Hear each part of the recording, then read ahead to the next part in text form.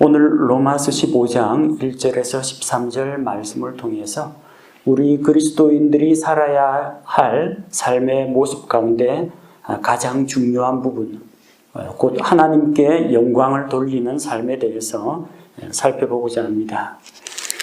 예수 그리스도를 믿고 구원받은 성도들은 자유인이지만 사랑의 법에 따라서 행하고 또 성령님 안에서 화평을 이루는 삶을 살아야 합니다. 그래서 지금 로마서 14장에서 다루었던 자유의 법과 또 사랑의 법, 그 결과, 그 결론을 로마서 15장에서 다시 한번 정리를 하고 있습니다. 1절에서 6절에서 살펴보면은 우리에게 하시는 하나님의 말씀, 너희가 한 마음을 품으라. 하나가 되라는 겁니다. 나는 나를 중히 여기는 사람, 나는 모든 나를 똑같게 여기는 사람, 나는 음식물을 엄격하게 가리는 사람, 나는 어떤 음식물이든 감사함으로 받을 수 있는 사람. 사람들마다 믿음의 수준이 다르고 양심의 예민한 정도가 제각기 다릅니다. 또 진리냐 비진리냐 그런 문제가 아니라 어떤 형식이나 절차와 관련된 사소한 문제에 대해서는 의견 다툼이 있을 수도 있습니다. 그러나 결국 우리는 그리스도 안에서 하나요, 한 마음을 품으라는 겁니다. 한 마음을 품으려면 어떻게 해야 되느냐? 서로 양보하는 게 있어야 합니다. 다른 사람을 용납하고 받아들일 줄 알아야 한 마음을 품을 수가 있습니다. 그러지 않고 그냥 독불장구식으로 자, 나를 중심으로 여러분도 한 마음을 이루십시오 하면은 그 사람 의견은 못 따르겠다 하면 한 마음이 안 됩니다. 다 저마다 내 뜻을 따라서 한 마음을 이루라. 내 뜻을 따라서 한 마음을 이루라. 그럼 한 마음이 안 됩니다. 아마 성도들 숫자만큼 다양한 의견들이 나올 수가 있습니다. 어떻게 한 마음을 품느냐? 누군가는 양보해야 됩니다. 누군가는 용납하고 받아들여야 합니다. 누가 그 일을 할까요? 1절에 보니까 우리 강한 자들이라고 했어요. 힘센 사람을 이야기하는 게 아니라 로마서 14장에서 뭐라고 했습니까? 믿음이 약한 자를 너희가 받아들이되. 누가요? 누가 받아들여야 됩니까? 믿음이 강한 사람이 믿음이 연약한 사람을 받아들이라는 이야기입니다. 자, 이것이 마땅합니다. 마땅히 약한 자들의 연약함을 담당하고 마땅히 뭐뭐 해야 한다. 옛날 영어 시간 생각나네요. 마땅히 뭐뭐 해야 한다. must, should, ought to. 여기는 ought to로 나와 있네요. 마땅히 뭐뭐 하여야 한다. 즉 이것은 강한 자들, 믿음이 강한 자들이 마땅히 그렇게 해야 할 의무라는 겁니다. 법적인 의무라기보다도 도덕적인 의무로 보시면 됩니다. 뭐 이거 했다 안 했다 가지고 죄다 아니다 할 그런 문제는 아니지만 예수님을 믿고 구원받은 사람이라면 하나님의 은혜의 법 아래 있고 사랑의 법 아래 있는 사람이라면 마땅히 그렇게 해야 한다. 당연히 해야 된다는 이야기입니다. 마땅히 뭘 해야 되느냐? 약한 자들의 연약함을 담당해야 합니다. 약한 자들의 연약함은 뭘 말합니까? 로마서 14장에서 예시된 바에 의하면 아직까지 믿음이 성장하지 못한 초신자들, 믿음이 어린 자들, 교회 생활에 대해서 잘 모르는 사람들, 실수할 수도 있고 좀 표현이 서툴 수도 있고 뭐 잘못 이해하고 있을 수도 있어요. 그런 사람들을 좀 호되게 야단만 치고 비난만 할 게 아니라 좀 품어줄 줄 알아야 한다는 겁니다. 또 사람들 가운데에는 양심이 여리고 예민한 사람이 있습니다. 다른 사람은 담대하게 받아들이는데 어떤 사람은 좀 소극적이거나 양심이 예민해가지고 남들은 그냥 가볍게 하는데도 자기는 양심의 진리가 잘 못하는 사람이 있어요. 그 나쁜 건 아닙니다. 그런 사람을 이해해 줄 알아야 합니다. 그들에 대해서 믿음이 강한 자들은 그들의 연약함을 담당해야 됩니다. 담당하다, 연약함을 담당하다. 이 담당하다라는 단어가 영어 성경에 bear라고 나와 있죠. B-E-A-R. 곰 아닙니다. 여기서 명사 곰, bear를 이야기하는 게 아니라 bear, 참다, 견디다, 감당하다. 그런 의미입니다.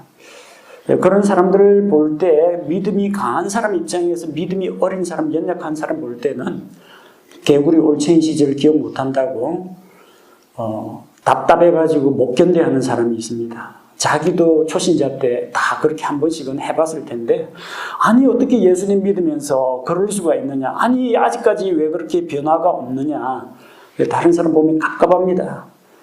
고수가 하수를 볼 때는 참 안타깝고 답답해요. 속상합니다. 그러나 뭐 그런 사람이 있을 수가 있기 때문에 그들의 연약함에 대해서 참고 견딜 수 있어야 합니다. 그리고 우리 자신을 기쁘게 하지 말아야 하리라. 자기 자신의 만족, 자기 중심적인 태도를 버리라는 이야기입니다. 내 믿음, 내 양심, 내 자유, 이것만 주장하지 말고 다른 사람이 나의 말과 행동에 의해서 어떤 상처를 받지는 않을까, 잘못된 영향을 받지는 않을까, 부정적으로 생각하지 않을까, 내 입장만 생각하지 말고 다른 사람을 생각하라는 겁니다. 타인에 대한 배려입니다. 자, 그게 전제가 되어야 한 마음을 이룰 수가 있다는 겁니다. 내 권리, 내 자유, 내 욕심, 내 주장 다 내세우고 다른 사람 보고 따라오라고 하면은 따라올 사람이 많지가 않습니다. 다른 사람들도 다 자기 생각이 있거든요. 그래서 이렇게 믿음이 강한 자들이 양보할 줄 알아야 됩니다. 진리냐 비진리냐 여기에 대해서는 뭐 양보할 필요가 없겠지만 우리가 앞서 살펴본 것처럼 뭐 핵심적인 진리의 문제가 아니라 의견의 문제, 스타일의 문제, 취향의 문제라면은 다른 사람의 입장을 배려하는 것이 필요합니다. 자, 그래서 2절에서 어떻게 타인 중심, 자기 중심적이 아니라 어떻게 타인 중심적인 태도를 가질 수가 있느냐, 세 가지를 이야기하고 있습니다. 첫 번째, 자기 이웃을 기쁘게 하라.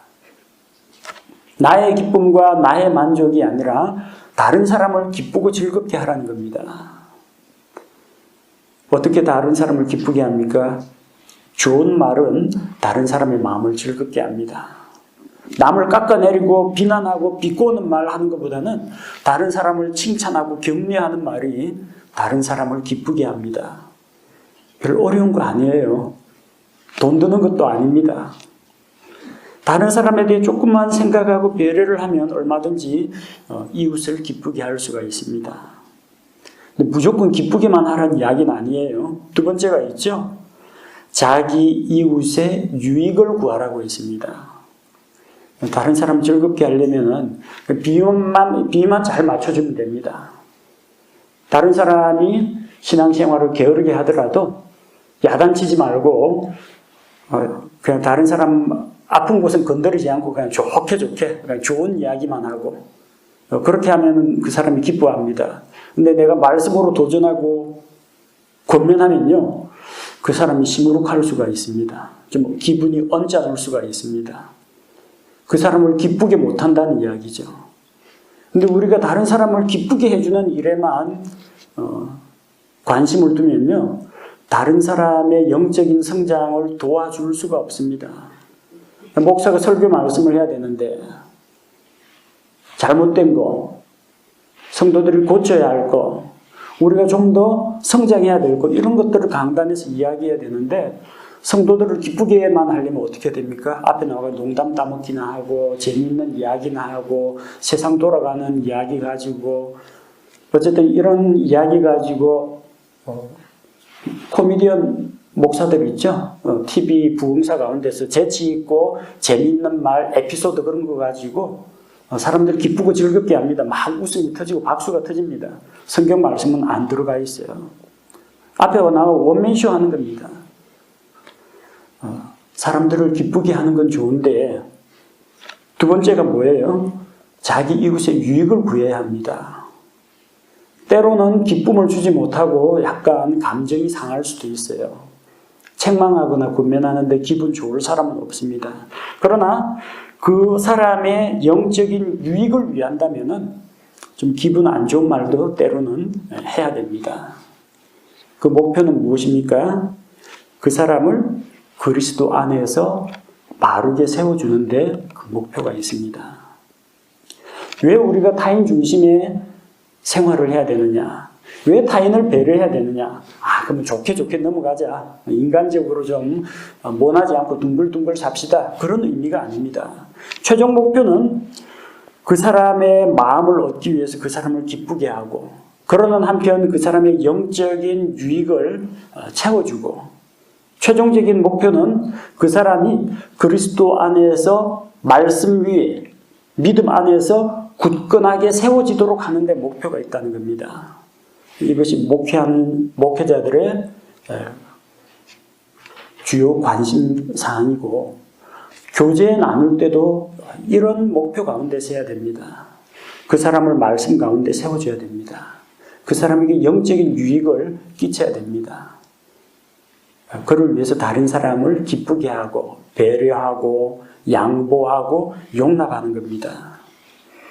바로 이런 일에 누구보다도 모범을 보이신 분이 계십니다. 3절에 보니까 예수님께서 자기를 기쁘게 하지 않고 다른 사람을 기쁘게 하는 일에 본을 보이셨다. 섬김의 본을 보이셨다고 기록하고 있습니다. 여기 로마서 15장 3절에 나온 말씀은 시편 69편 9절에 나오는 말씀을 인용한 겁니다. 반만 인용했습니다.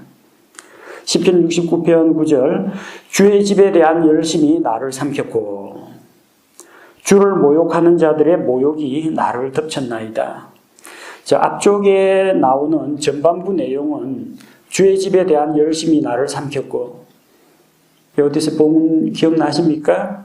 요한복음 2장 17절입니다. 예수님께서 하나님의 전을 사모하는 열심으로 성전 안에서 장사하는 자들을 내쫓으시면서 바로 이 말씀을 사도 요한이 기록했습니다. 그래서 전반부는 요한복음 2장 17절에 성전 청소했습니다. 사람들이 별로 기뻐하지 않았을 겁니다. 성전 안에서 소, 양, 비둘기 팔고 동전 바꾸고 하는데 장사를 못하게 되니까 기분이 나빴을 거예요. 기쁘지 않았을 겁니다. 근데 그렇게 하는 것이 그들을 위해서도 좋고 성전을 방문한 사람을 위해서도 좋고 하나님의 전을 위해서도 좋은 겁니다. 유익을 구하신 거죠. 그리고 자기 이웃을 세워주는 것. 주의 집은 만민의 기도하는 집이다. 이는 돈벌이하는 수단이 아니다. 하나님이 앞에서 그들의 믿음을 바로 세워주신 겁니다. 전반부는 요한복음 2장 17절에서 사용되었고, 후반부 주를 모욕하는 자들의 모욕이 나를 덮쳤나이다. 이것 역시 그 일로 인해서 바리새인들과 대제사장들에게 예수님이 비판을 받고 욕을 당하셨죠. 성전 청소 말고 예수님께서 사역하시는 그 일로 인해서 모욕을 많이 받으셨습니다. 예수님께서 병든 자를 고쳐주고 마귀 들린 자를 온전케 해주셨는데 동네 사람들이 우리 마을에 계시지 마시고 좀 떠나가 달라고, 우리 마을에 돼지가 2,000마리나 죽었다고 제발 떠나시라고. 예수님께서 오셔서 하늘의 왕국을 선포하고 하나님께서 아브라함에게 약속하신 그 언약을 그들에게 성취시키려고 하는데 예수님을 뭐라고 했습니까? 비난했죠. 가난한 목수의 아들, 갈릴리 사람, 못 배운 사람이라는 이야기입니다. 또 그리고 예수님에 대해서 보라, 포도즙을 많이 마시고 세리와 죄인들의 친구로다. 그런 모욕을 당했습니다. 창조주 하나님께서 이 세상에 사람의 몸으로 오셨는데 사람들은 그분의 얼굴에 침을 뱉고, 여러분 하나님한테 침 뱉는 거 생각해 보십시오. 창조주한테요. 그 다음에 예수님의 뺨을 때리고, 피조물이 창조주 하나님의 뺨을 때리고 그분을 채찍질하고 옷을 벗기고 저 수치스러운 저주와 수치와 고통의 십자가에 매달아서 욕보이고 마침내 죽였습니다. 예수님께서는 우리를 구원하기 위해서 그런 고난과 모욕과 고통과 이런 것들을 기꺼이 받으셨다는 겁니다. 자기 자신을 기쁘게 하려면 예수님 땅에 내려오실 필요가 없습니다. 이 셋째 하늘에서, 하늘의 왕좌에서 하늘의 영적인 존재들로부터 섬김을 받으면서 영광의 왕좌에 앉아 계시면 됩니다. 굳이 낮고 천한 마국간에 태어나가지고, 그것도 하필이면 가난한 목수집에 태어나가지고 그 고생할 필요가 없으셨습니다. 근데 왜 그렇게 하셨어요? 예수님은 강한 자입니다. 하나님의 아들이니까. 예수님은 부요하신 자입니다. 근데 우리를 위해서 약한 자가 되셨고, 우리를 위해서 비천하고 가난한 자가 되셨습니다. 바로 그런 예수 그리스도의 본을 받아서 우리도 자기를 기쁘게 하지 말고 타인을 배려하는 그런 삶을 살라는 겁니다. 4절에 보니까 무엇이든지 전에 기록된 것은 우리의 배움을 위하여 기록되었으니, 전에 기록된 것이라는 게 나오죠. 전에 기록된 것이 무엇입니까? 같은 구절 안에 나옵니다. 이것은 우리가 성경 기록들이 주는 인내와 위로를 통해 소망을 가지게 하려 함이니라. 자, 전에 기록된 것, 성경 기록을 말합니다. 로마서를 기록할 당시에는 아직까지 이 성경 66권이 완성되지가 않았습니다. 신약 성경도 집대성되기 이전입니다. 그래서 전에 기록된 것은 뭘 말하느냐 하면 구약 성경 기록을 이야기합니다. 구약 성경을 기록한 이유는 무엇입니까? 그건 하나님의 말씀으로서 하나님께서 자신의 뜻과 계획을 보여주시고, 또 구약 성경을 통해서 하나님께서 보내실 구원자 그리스도, 하나님의 아들 예수 그리스도를 보내주겠다는 그 약속으로 구약 성경을 주셨습니다. 그런데 구약 성경이 전부 다 구원받는 이야기는 아니죠. 구약 성경 가운데 구원에 대한 이야기도 있지만 다른 것들도 많아요. 구약 시대에 살았던 믿음의 족장들, 구약 시대에 활동하던 사사들, 대언자들, 그리고 왕들, 장군들, 이런 사람들의 이야기들이 다양하게 기록되어 있습니다. 왜 기록했겠어요? 단순히 구원받는 것이 목표라면 성경 구절 몇 개만 가지고도 충분히 가능합니다. 그런데 창세기에서 말라기까지 이 성경을 기록하신 이유가 하나님의 구원의 말씀도 그 안에 들어가 있고, 또 하나님의 뜻과 계획에 대해서도 들어가 있고, 또 하나님께서 우리 각 사람에게 교훈과 훈계를 위해서 기록한 내용들이 있습니다. 꼭 잠언에 나오는 것만 교훈과 훈계를 주는 것이 아닙니다. 잠언 전도서 말고도 우리는 아브라함의 생애를 통해서도 교훈과 훈계를 받을 수가 있고요. 성경에 나오는 아간의 범죄를 통해서도, 혹은 모세의 실수를 통해서도, 이스라엘 백성의 반역을 통해서도 교훈과 훈계를 받을 수가 있다는 겁니다. 구약의 성경 기록들은 우리의 배움을 위한 것입니다. 그리고 그 성경 기록들은 우리에게 인내와 위로를 통해서 소망을 갖도록 하기 위한 것입니다. 우리는 구약 성경에 나오는 믿음의 선배들의 삶의 모습, 그들의 믿음을 통해서 인내를 배웁니다. 위로를 얻습니다. 대표적인 인물, 인내하면 누가 떠오릅니까? 욥이 떠오르죠. 그래서 우리가 욥의 인내, 욥의 믿음을 보면서 우리가 고난당할 때, 재산을 잃어버렸을 때, 가족이 죽었을 때, 건강이 악화되었을 때, 그때에도 욥의 인내와 믿음을 생각하면 우리에게 위로가 된다는 겁니다. 아브라함을 생각할 때 우리는 기다림을 배울 수가 있습니다. 아들 얻는데 25년 걸렸습니다.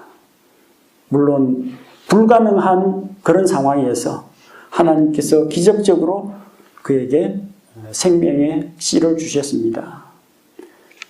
약속을 받고 하나님께서 약속을 이루어 가시는 것을 지켜보는데 자그마치 25년 걸렸어요.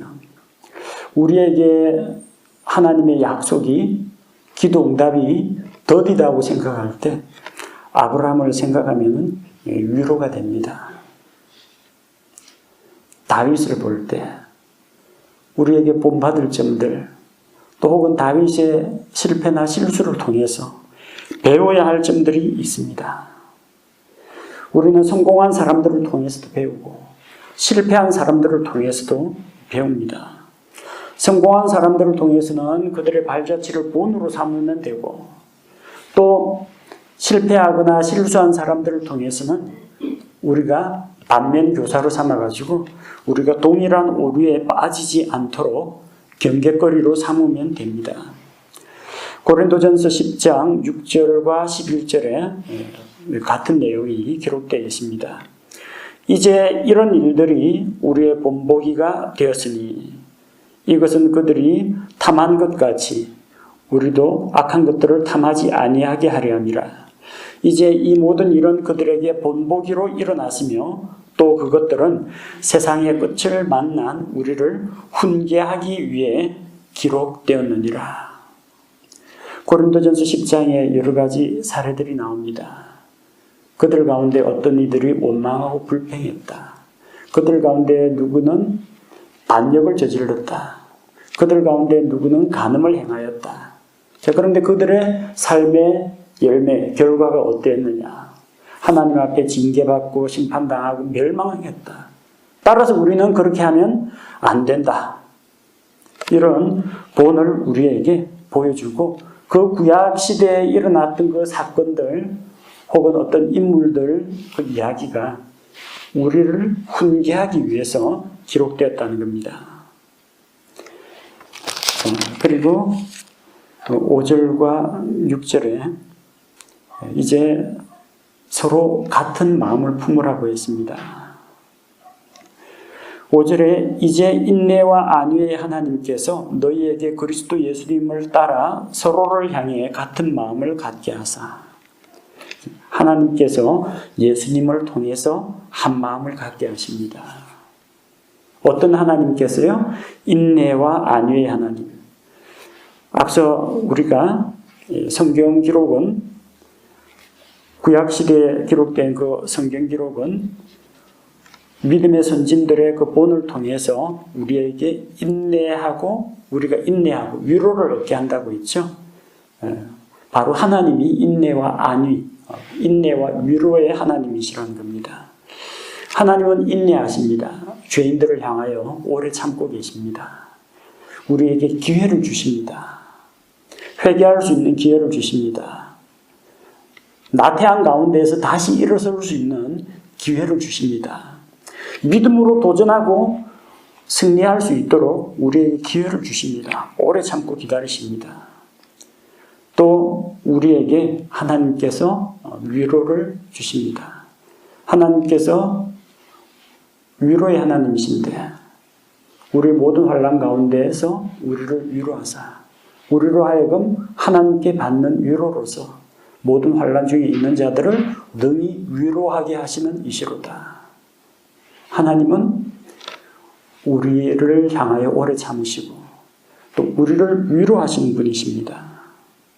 바로 그 하나님께서 그리스도 예수님을 따라 누구를 향해서 한 마음이 될까 나오죠. 사람들은 제마다 나를 중심으로 한 마음을 이루라고 주장합니다. 그런데 한 마음을 이룰 때 무엇을 중심으로? 그리스도 예수님을 따라 그리스도 예수님을 따라 같은 마음을 갖게 하라. 기준점이 있어요. 자기가 좋아하는 사람, 목소리 큰 사람 이런 사람이 아니고요. 그리스도 예수님을 따라서 한 마음을 이루어야 합니다. 서로를 향해 같은 마음을 품으라고 했습니다. 그래서 우리가 주님을 중심으로 주님을 생각하면서 강한 자는 약한 자를 배려하고 약한 자는 강한 자를 비난하거나 비판하지 말아야 합니다. 서로 존중하고 양보할 때 서로를 향해 같은 마음을 품을 수가 있습니다. 그래서 6절에 보면 그런 한 마음이 되면요, 6절에 너희가 한 마음과 한 입으로 하나님께 영광을 돌릴 수 있다고 했습니다. 한 마음은 눈에 안 보이죠? 우리 속에 있습니다. 그래서 우리 눈에는 안 보이지만 우리의 내적인 태도를 이야기합니다. 마음으로 하나가 되어야 됩니다. 근데 마음은 하나인데 나타나는 말과 행동이 막 삿대질하고 싸우면 곤란하겠죠. 한 마음과 한 입으로, 한 입이라는 것은 입으로는 말이 나오죠. 바깥으로 드러나는 말과 행동에서 또 하나가 되라는 겁니다. 내적으로도 외적으로도 하나가 될 때 우리가 하나님께 영광을 돌리게 됩니다. 어떤 하나님이요? 우리를 구원하신 주 예수 그리스도의 아버지 하나님께 영광을 돌리게 됩니다. 예수 그리스도의 사역은 다른 사람을 배려하는 사역이었습니다. 자기를 기쁘게 하지 않고 다른 사람을 기쁘게 하고 다른 사람에게 유익을 주고 다른 사람을 세워주는 사역이었습니다. 또 우리 보고 한 마음이 되라, 하나가 되라고 했죠. 예수 그리스도의 사역이 바로 하나가 되게 하는 사역입니다. 7절에서 9절은 예수님의 하나 되게 하시는 사역이 기록되어 있습니다. 하나님께서는 이 예수님을 통해서 하나됨을 보여주셨는데 그 첫 번째가 무엇이냐? 죄인들이 하나님과 화해하게 되는 겁니다.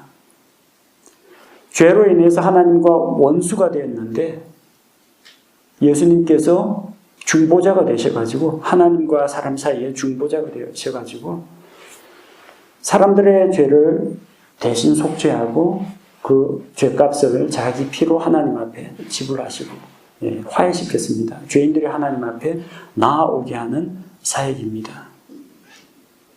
전에 멀리 있던 너희가 그리스도의 피로 말미암아 이제 하나님 안에서 우리는 예수 그리스도 안에서 하나님과 화해하게 된 자라는 겁니다.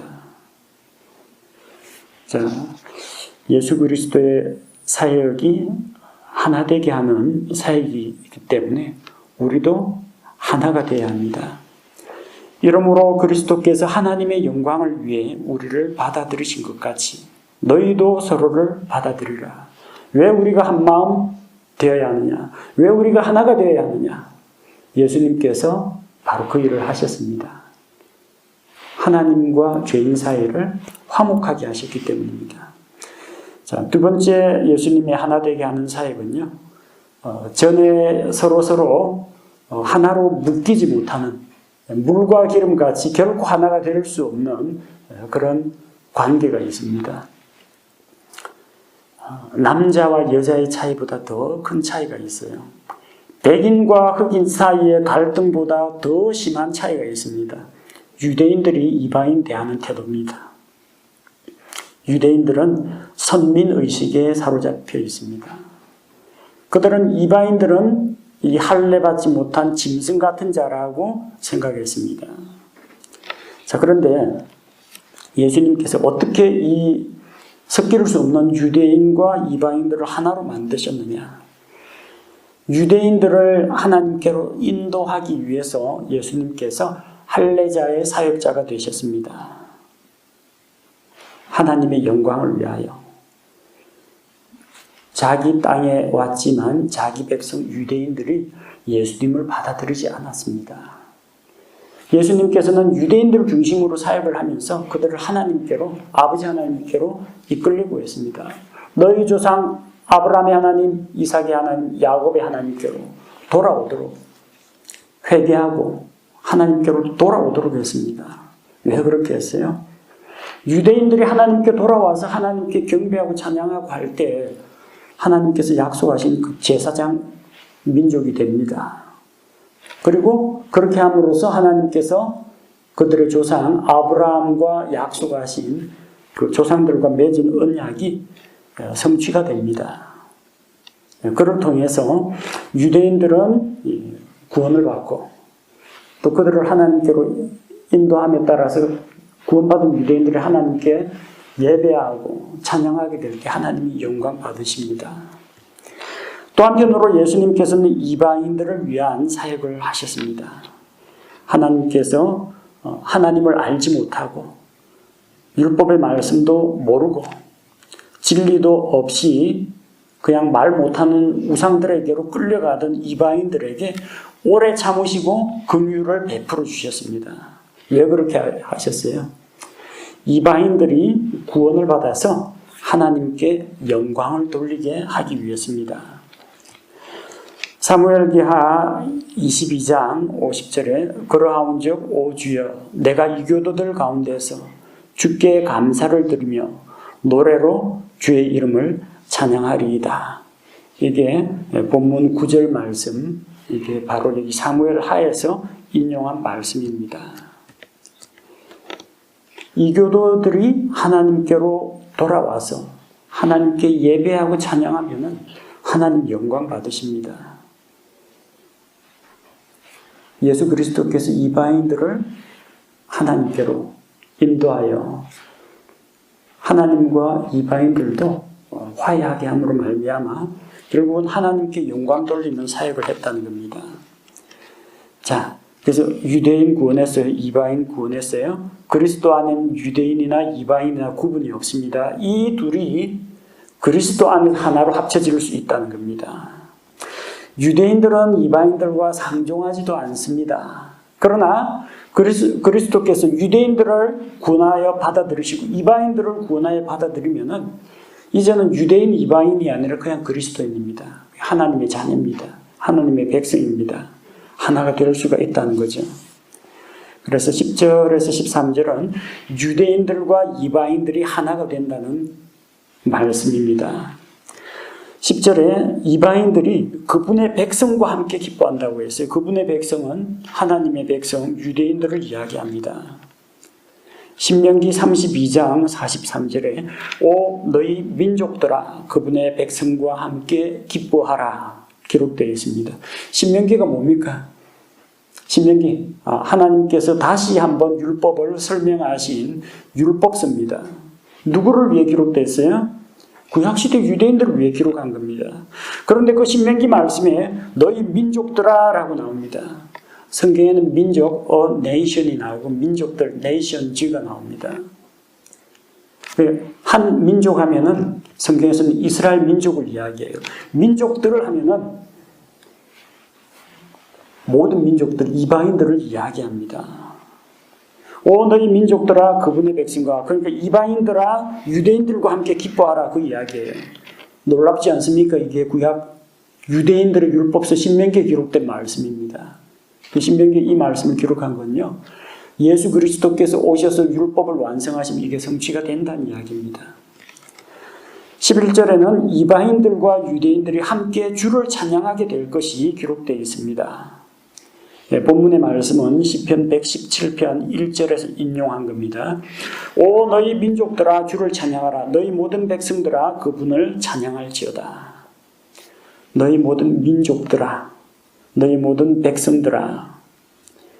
백성이란 말은 원래 복수형 명사이기 때문에 들을 안 붙입니다. 이스라엘 백성 하면 people 하면 백성인데 백성 자체가 복수형입니다. 근데 백성들이라고 people 지어 하면요. 이방 백성들, 이방 민족들을 이야기합니다. 수단 백성들을 이야기합니다. 전 세계에 있는 이방인들을 이야기합니다. 주를 찬양하라고 했습니다. 이방인들이 찬양하고 주를 찬양하게 된다는 겁니다. 12절에 이스라엘 뿌리에서 통치자가 일어나고 이방인들이 그분을 찾는다고 했습니다. 이사야 11장 10절 이사야서는 특별히 예수 그리스도에 대한 예언의 말씀이 많이 기록된 말씀이죠.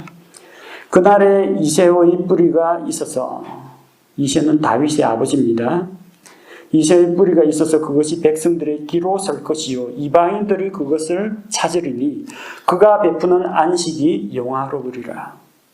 자, 이새의 뿌리가 일어나서 백성들의 기로 우뚝 선다고 했습니다. 지도자가 된다는 거예요. 자, 그런데 이방인들이 그것을 찾는다고 했습니다. 이방인들이 예수님께 나아온다는 이야기입니다. 나아와서 어떻게 해요? 유대인들이 하나님으로 인해서 기뻐하고 즐거워할 때 유대인들도 그들과 함께 기뻐합니다. 유대인들은 하나님을 찬양하는 민족입니다. 이방인들도 함께 주를 찬양한다고 했습니다.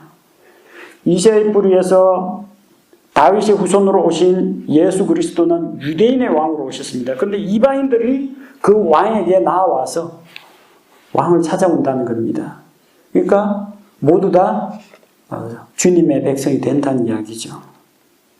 왕이신 예수 그리스도를 중심으로, 왕이신 하나님을 중심으로 유대인과 이방인이 하나가 된다는 이야기입니다. 이렇게 예수 그리스도의 사역이 하나 되게 하는 사역이라는 겁니다. 자, 생각해 보십시오. 하나님께서 저 가까이 하기 힘든 추악하고 더러운 이 죄인들도 받아들이시고 예수님의 피를 통해서 받아들이시고 하나가 되었습니다. 그 섞이기 어렵다는 유대인과 이방인도 그리스도 안에서 하나가 되었습니다. 자, 우리 교회 생각해 봅시다. 우리 교회 정말 그 가까이 가기만 해도 그냥 토악질이 나오고 말도 붙이기 싫고 그런 사람이 있습니까? 없어요. 다 똑같은 한국 사람이에요. 다 그냥 예수님 믿고 한 가족이에요. 이 안에서 정말 한 마음 못 이룬다면은 진짜 그리스도인인지 의심해 봐야 됩니다. 하나님께서 죄인들도 받아들이셨는데 구원받은 유대인과 구원받은 이방인들이 하나로 연합할 수 있는데 우리는 뭐 한민족 한결에 뭐 그렇게 이야기하는데 그 한민족 한결에 뭐 그런 거 떠나가지고 우리 이 교회 안에서 같은 신앙 공동체 한 식구 아닙니까? 그리스도 안에서 우리가 한 마음 못 이룬다. 하나 되지 못한다. 그러면 하나님 영광을 가리는 겁니다. 너희가 하나가 되어서 함께 하나님께 영광을 돌리라고 했는데 우리가 만약 이 하나되라는 이 말씀을 따르지 못한다면은 하나님께 참 부끄러운 겁니다. 13절에 이제 바울이 기도하면서 마무리하고 있습니다. 소망이 하나님께서 그들에게 기쁨과 평강으로 채워주시고 성령님의 권능을 통해 소망이 넘치게 하시기를 기도한다. 바울의 기도로 마무리 짓고 있습니다.